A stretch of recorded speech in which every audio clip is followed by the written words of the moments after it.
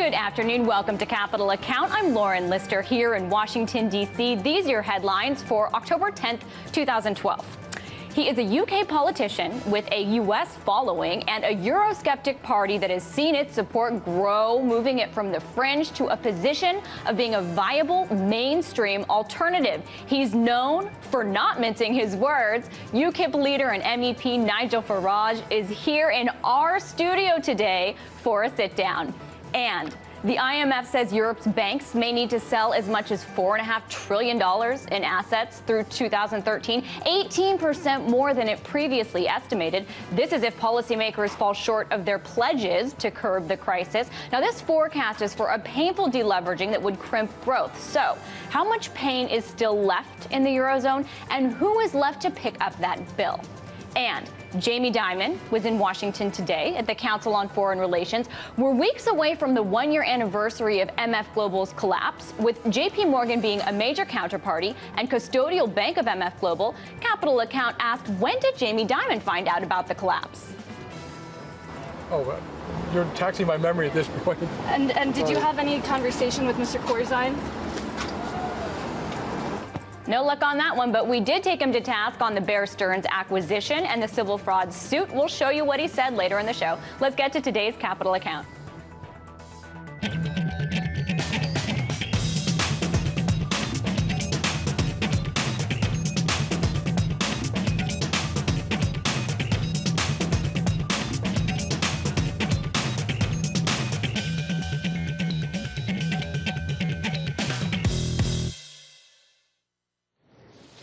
In the most gray and uninspiring of contexts, that of burgeoning EU bureaucracy, our next guest has managed to amass a highlight reel second to none, turning his European parliamentary position into a bully pulpit for a growing movement of Eurosceptics. Take a look.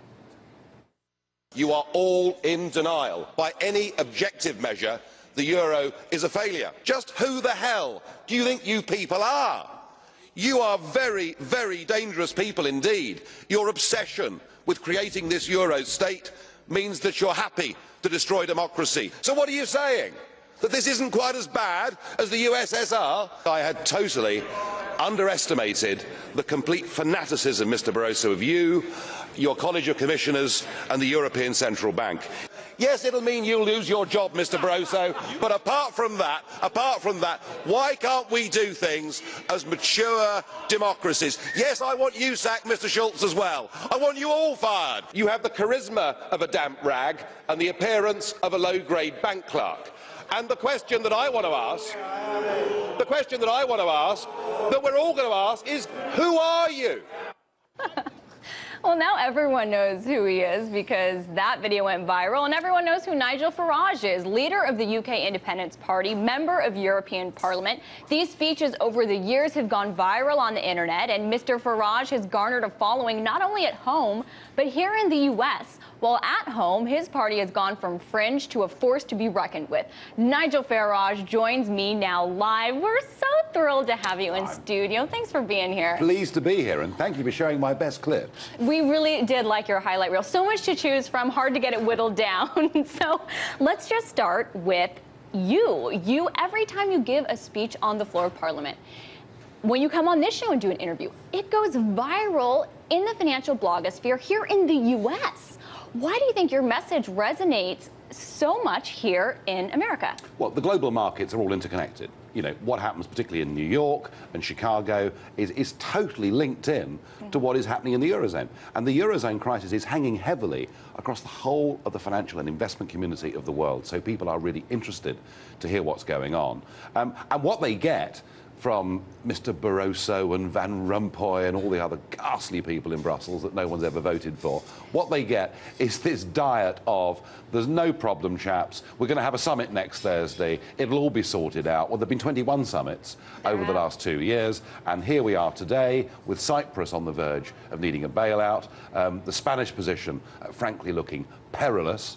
And I think the reason my stuff goes viral is that I'm giving not just a counter-argument, but I think, and I believe, and I hope, a pragmatic economic alternative. Well, and And kind of what you're getting at is there's a bull market for truth. There's a bull market for getting past the BS and the rhetoric. What I found interesting was even on the mainstream networks in the U.S., you've been on CNBC and Fox this week, I feel that you were more well received there than maybe you would be by Mr. Barroso and by some of the press in Europe. Oh, yeah. So, I mean, it's even into the mainstream in the U.S. You think this is, do you agree, first of all? Well, I think, look, anybody that looks at economics from a fundamental perspective is going to say this Eurozone should never have been put together the way that it has been, and that frankly, it can't last.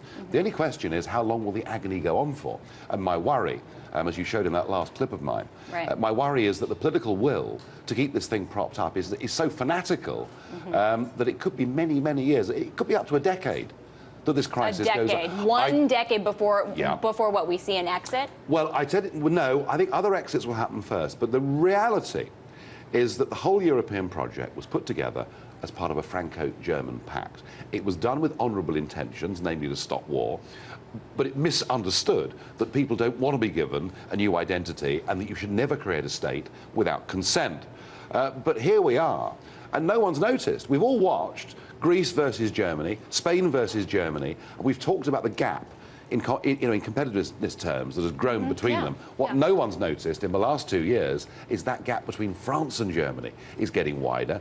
We've now got a new French president whose views on economics, frankly, are mad, because the first three things that he does on becoming president, he reduces the retirement age from 62 to 60, he ups the minimum wage by more than the rate of inflation, and then he introduces a hate tax 75% of 75%, and he says, if there were any entrepreneurs left in Paris, please catch the next Eurostar out. And because of that, I think this gap between France and Germany will get bigger, and the awful reality for the people that wanted to build a European state is I don't think in the end even France and Germany can survive together in same side economic and monetary union. Oh, wow. Okay, well, that's bold, but let's back up a little bit, because have even you been surprised that we haven't seen a Greek exit yet, or that despite all of the pain, we've still seen Greeks go to the polls and, yes, give more support to anti-Euro parties, but ultimately re-elect mainstream parties, and that the Euro architects, despite the cost of these bailouts, still seem committed to keeping Greece in. Have you been surprised yes, on this line? I have to say that I would have thought that by now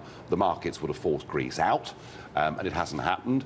And I think Draghi's statement that we saw over the summer, the ECB president, when he said, we will do whatever it takes. And kind of they mean it. I mean, they are prepared to risk everything and more to defend this project. The clue was a meeting that I had last year with Angela Merkel, and I said to her, Chancellor, wouldn't it be kinder to your taxpayers who've just spent 20 years paying for Eastern Germany to be reintegrated into Western Germany? Wouldn't it be kinder to them to stop having to sign a blank cheque in perpetuity? And wouldn't it be a liberation for Greece to leave the euro, get the drachma back with a big devaluation and an opportunity to trade their way back to some sort of sanity? Well, what did she say? She said, no, Mr. Farage, if Greece leaves the euro, other countries will leave too, and that will be the end of our European dream. So you think it's the fear of the dominoes? But it's absolutely, that was what she was saying. But what she's also really saying is this: we don't care. We don't care that youth unemployment is nearly 60%. We don't care that 25% of private companies have gone bust in the last 5 years. We frankly don't care if the whole of Greece starves, as long as we maintain our Euro project. And that is why I think these people running Europe are bad people.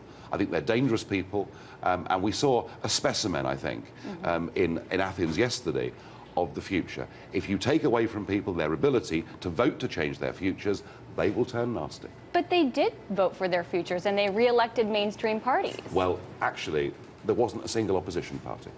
Well, Syriza were arguing about the terms of the bailouts, but they were not saying Greece should leave the euro. Nobody was saying Greece should leave the euro.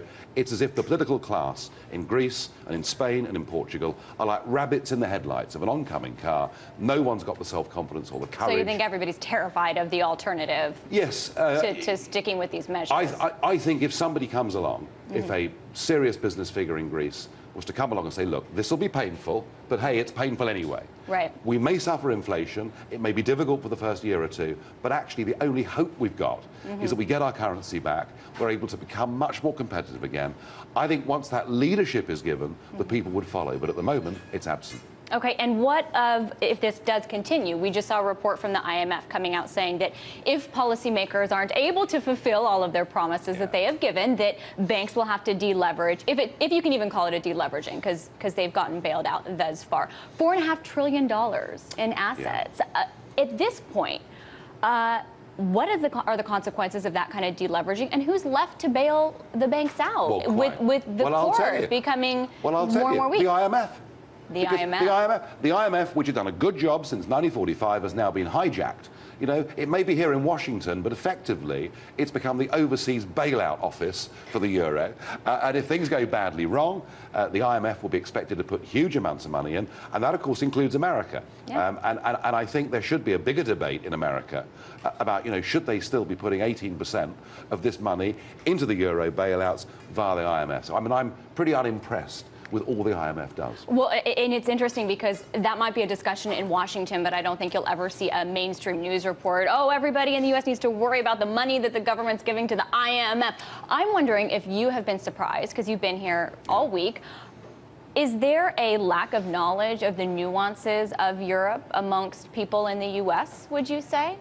Yeah, I think. I mean, I've met, over the last couple of days, you know, some people that are very senior, very knowledgeable people, who kind of sort of think that the European Union is just some sort of free trade agreement.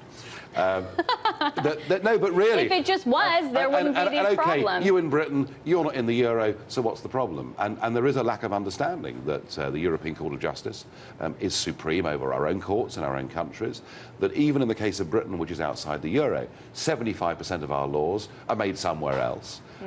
There is incomprehension when you tell them that the Parliament has got 3 homes and it travels around like a circus, and that the budget hasn't been signed off by the auditors for the last 17 years in a row. I think there is, through much of the American media, not much knowledge about what's really going on over there. Do you think that's dangerous, given the magnitude of Europe's problems right now? I think it's changing, and I'll tell you why. Because when I meet the financial community over here, they do know what's going on. Because they've got money at stake. They know what's going on. And I think events like yesterday, when a German chancellor, I mean, Germany is a big, important country, when a German chancellor turns up in Athens to be met by people wearing swastikas and giving Nazi salutes, I think the media say, goodness me, what on earth is happening here? So I think things are changing. Yeah, it is when you see the Molotov cocktails or the protests that the U.S. media pays attention, despite so much more of import going on. You know, I have to ask, you give these colorful speeches on the floor. You do not mince your words. Is the relationship with the other EU members of parliament and bureaucrats, is it as it would appear to be, given how you are on the floor in private? Or are you chumming with Van Rompuy and you go have a beer at the pub after being fined thousands of euros for... It's not good. No, not good? It's not good at all. No beers with Van Rompuy? Absolutely not. And I wouldn't want to have a drink with him, frankly. It's not that I disagree with these people. You know, I mean, I know people, you know, from the left of politics, and I might be more free market, and those guys you can talk to, disagree with, have a beer with, no problem. These people, it isn't that I disagree, they're bad people. These people, you mean the bureaucrats? I mean the people leading Brussels. The European project, and Barroso and Van Rompuy are at the top. They are out to destroy democracy, which is something that was so important that those that went before us actually went to war to defend the very principle of democracy, and these people want to crush it. These people have got this fanatical belief in their project, in their flag, and in building a new state. Well, it isn't going to work. And if they keep the whip hand for too long, I fear there'll be outbreaks of violence all over the Mediterranean. And we may see more damp rag comments. You may be paying more fines, Mr. Farage. Well, it's been calculated that if I am rude to Mr. Van Rompuy, and if I'm fined another 63 million times, I personally would have paid for the entire Euro bailout fund. Oh, all right.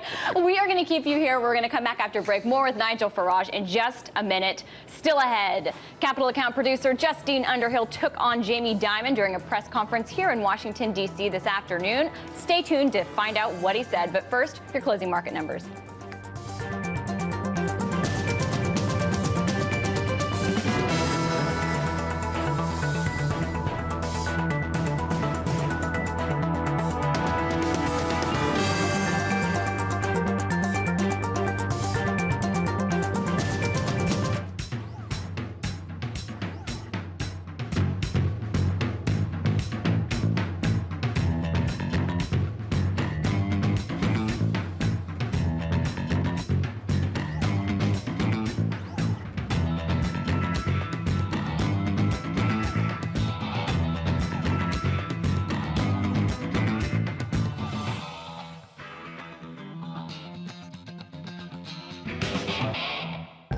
You know how sometimes you see a story and it seems so whole and complete, you think you understand it, and then you glimpse something else. You hear or see some other part of it and realize everything you thought you knew, you don't know?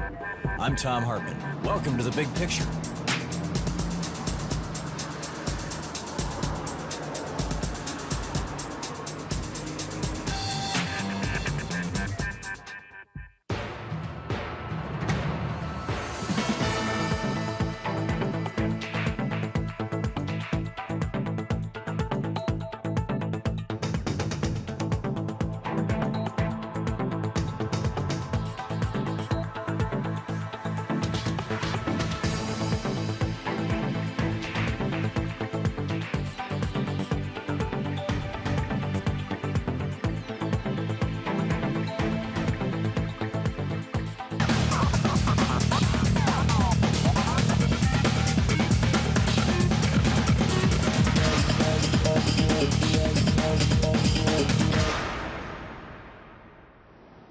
Welcome back. We're talking to Nigel Farage today. And at home in the UK, his party, UKIP, has been gaining steam in 2009 elections. They were polling with double the support of the stage in the prior electoral process that they had. And just last month, this is a headline from The Guardian. No exaggeration. UKIP is now a force to reckon with. If the cards fall its way, Nigel Farage's party will shape the 2015 election and politics of Britain and Europe for a generation. So let's bring our guest back in and talk to him about this growth and support. So, Mr. Farage, what do you attribute that growth in support to? Is it mostly the Eurosceptic message, or is it mostly the UKIP domestic policy platform that people are in support of? I think on the Eurosceptic message, to a large extent, people say, well, UKIP have been proven right. Even people that don't like me, UKIP have been right about what they've said. Okay. And that this topic about democracy, about self-government, which really the mainstream media and parties tried to bury under the carpet. Let's not discuss it in front of the children. That unavoidably has now rocketed up the agenda of politics in the United Kingdom. But it's not just that. I think in the early days, UKIP was necessarily a protest party against what was happening in the European Union. And we used to talk about who governs Britain. We're now talking about how that Britain should be governed. So we're now saying, once we're free of it, once we've cut the Gordian knot of being in the EU, we will be able to liberalise our labour markets. We will, all these things we're able to do with the money and with the ability to have our own trade deals across the rest of the world, which we're currently forbidden from doing. So I think that the reason people are coming to us isn't just any one simple thing. It's a big, broad agenda that is attractive to people. Yeah. That's one reason. Okay. The second reason is that for most of UKIP's existence, we used to draw our support from across the spectrum. Patriotic old Labour, classical Liberals, Conservatives, all sorts of people would vote for us. But for 13 years, the Tory party were in opposition, which is almost the entire lifetime of UKIP. Okay. And people used to say, well, look, Nigel, we agree with you, old boy, absolutely marvellous, but we've got to vote Tory, we want to get Labour out, and David Cameron's playing a very clever game. Just you wait till David gets in, they used to say. You'll see, well, David is in, and they've seen, and he's broken promises on giving a referendum. He's done nothing to halt mass immigration into Britain. He hasn't dared address the issue of human rights. So there is a big disenchantment, I think, and people see Cameron, frankly, as indistinguishable from Clegg and Miliband in terms of policy. Okay. It's interesting. There's a similar conversation in the U.S. where you have presidents from both parties that end up carrying out very much the same platform, similar policies. Do you think a politician like Ron Paul would be the most comparable in the U.S. to you, or kind of his more libertarian stance? I think that Ron Paul's campaign over years to campaign for, in a democracy, we want personal liberty and the responsibility that goes with that. And we want a smaller state, and we don't want Washington in control of absolutely everything. I think there are some strong similarities, And that said, I heard you recently say that the U.S., you would think there would be more of a conversation about the debt in this country. And I would agree with you. I completely agree with you. We talk about it all the time. It seems that other issues have become more pressing in more of the national psyche and in the mainstream media. I'm wondering if you think that the day of reckoning is being delayed by problems on the other side of the Atlantic or the Federal Reserve's policies, and how long it can continue. Well, I mean, just as what's been happening with the Eurozone crisis with the last 21 summits is they continue to kick the can down the road. The same is happening to a large extent in America with your massive, massive annual deficit. Nobody's really addressing this. I know that Romney, in that debate, did begin to talk about this, but frankly, your public finances are no better than the rest of the Eurozone's, and the extent to which national debt is growing year on year on year is something very serious. I mean, frankly, what Western governments are doing at the moment is they're stealing money from their grandchildren. Oh, absolutely, for the taxation down the line to pay for spending today. So when do you think the day of reckoning does come in the U.S.? Because the Fed has shown that it has a willingness to buy bonds. Yeah. What it can't control is faith in the dollar in foreign exchange markets. No, that's true. That's true. I don't think the day of reckoning has come. Yeah. I'm pleased that Romney did well in that debate the other week, but I would like to see him be much more assertive. I'd like to see Romney say, look, you know, Barack's a nice chap, but he's proved he's not really up to the job. I have been successful in business. I've gone out there, I've done it, I've made tough decisions, I've run a company, I'm the man you need to run this economy. And let me tell you, America, it's going to be rough, it's going to be tough. There are going to have to be some very big cutbacks in the size of a state. But if you follow me, and we go on this course, we'll get this ship steady again. We'll see if he would even be able to follow through on that. What he's proposing now isn't even a plan that would do that. And defense spending he wants to increase. I'm curious, we've heard warmongering from Romney towards Iran. In general, I think some would say that the U.S. has been saber-rattling about war in Iran. What do you think the reaction would be among financial and political elites in Europe if there was a war with Iran led by the U.S. I think people Israel? would be very, very worried. I mean, look, Iran is a big country. Yeah. We are now over a decade into a war in Afghanistan. Yeah. And let's be honest, we're achieving nothing. Oh, I couldn't agree more. We're achieving nothing. Iraq, hugely expensive. OK, Saddam's gone, but does anybody really think that Iraq's a happier, better place? No. Or will be in 5 or 10 years' time? And if what we're saying with Iran is we want to stop them getting nuclear weapons, frankly, there's not much we can do to stop them acquiring nuclear weapons. I think what we need to do with Iran, frankly, is we need to sit down and attempt to have a very frank conversation with them. But to think by going to war that we will achieve much in Iran or stop them getting nuclear weapons, I think is ridiculous. And personally, I'm extremely tired of the United Kingdom joining in some of these overseas ventures when we never really think what the end game is going to be. Yeah, it's a great point. And I do want to talk about regulation for a moment, because regulation is one of the things that we've spoken about before. Yeah. One time when I interviewed you, you were coming from a non-wine party for a wine that couldn't call itself wine because of EU regulations. Right. In the U.S., we have, for example, Obamacare that was supposed to help everybody get insurance. Now we're seeing reports from major restaurant chains, for example, that they're trying out shifting people to part-time workers to see if that would defray the costs of complying with Obamacare. How do you set up regulations that set rules in a free market, but that don't go so far as to create unintended consequences for businesses, workers, taxpayers, even with I think in the end,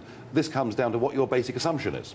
You know, the basic assumption of the people that I do battle with in Brussels is that the state is the best means through which we can actually get the marketplace to be successful and get the relationship between employer and employee to be right. The state must regulate, the state must legislate, and the state gets it right. That's their philosophy. My philosophy is completely different. My philosophy is we should get the state out of business and out of people's lives as much as possible with, albeit, some sensible, basic human protections for people so that they're not exploited and not abused. And it really is, which side of that fence do you come from? Do you believe the state can do this stuff, or do you believe that free enterprise and wealth are created by individuals who've got the state freed from them? And right at the minute, the statists are in control everywhere. They're in control in Westminster, they're in control in Brussels, and they're in control here in Washington, where Washington is building up a bigger and bigger state at the expense of the constituent parts of the USA. So there are some similarities. There are many similarities, and a message like yours continues to grow and grow in popularity. So I really appreciate you being here on this show and sharing it with us. Nigel Farage, he's the UKIP leader and a member of European Parliament.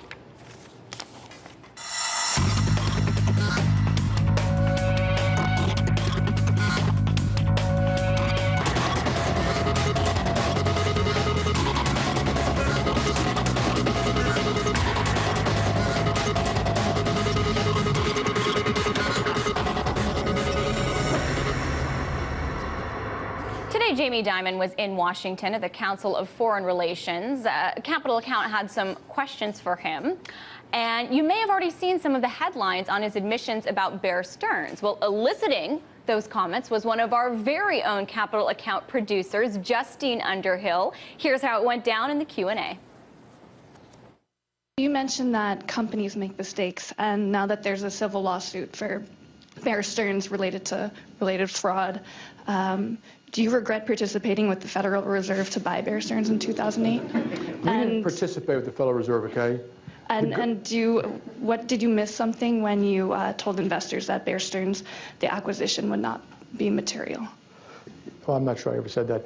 So Bear Stearns, we were asked to buy Bear Stearns. Someone said the Fed did us a favor to finance something and stuff like that. No, we did them a favor.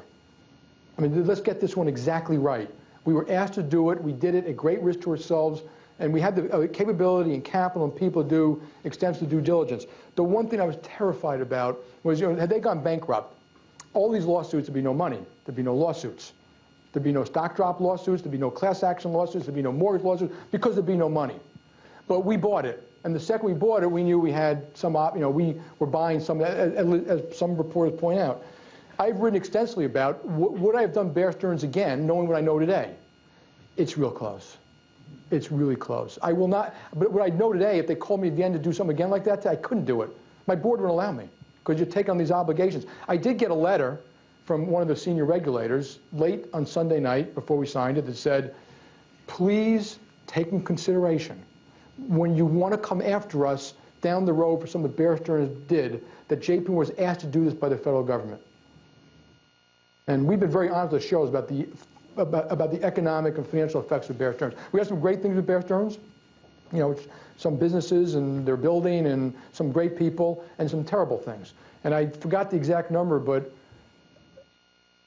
I'm going to say we've lost $5 to $10 billion on various things related to Bear Stearns now. And yes, I put it in the unfair category. Hey, I'm a big boy. I'll survive. We were very honest with our shareholders. But I think the government should think twice before they punish businesses every single time something goes wrong. Nice work with Justine and Dimitri in helping out with that. And in reference to the materiality of acquiring Bear Stearns, this was cited by Chris Whalen, a bank analyst. He also used to work at Bear. He's been a guest on this show, very trustworthy source. He had written in a post a couple years ago, JP Morgan Chase CEO Jamie Dimon told investors that the acquisition of Bear Stearns would not be material to investors. You can see that post of his on Zero Hedge and numerous other sites. That's where we're going to have to leave it today. Thank you so much for our show. That's it for our show. Thank you so much for watching. Make sure to come back tomorrow. And in the meantime, you can follow me on Twitter at Lauren Lister. You can go like us on our Facebook page. There's the address. You can catch any shows you missed or give us feedback. I'll respond on Friday at youtube.com/capitalaccount. You can watch us in HD on Hulu at hulu.com/capital-account. From everyone here, have a great night.